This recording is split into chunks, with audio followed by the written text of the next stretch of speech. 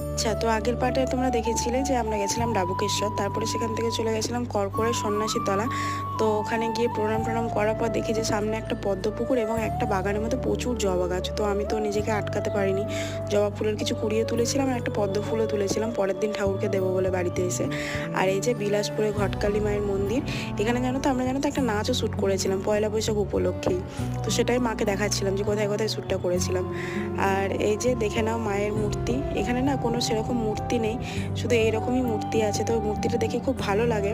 আর তারপর আমরা চলে গেছিলাম দাদুর বাড়ি, দাদু দিদার সঙ্গে দেখা হয়ে গেল আর ক্যান্ডিকেও আনা হয়ে গেল, মাসি মেসো ক্যান্ডিকে ওখানে রেখেছিল। আর তারপরে সেখান থেকে চলে গেছিলাম মায়ের মন্দির।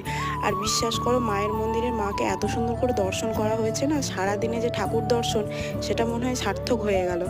আর সত্যি দিনটা খুব ভালো হয়ে গেল মাকে ওরকমভাবে এত কাছ থেকে দেখে আর এত ভালোভাবে দেখে। তো তারপরে চলে এলাম বাড়ি। তো টাটা, দেখা হচ্ছে নেক্সট কোনো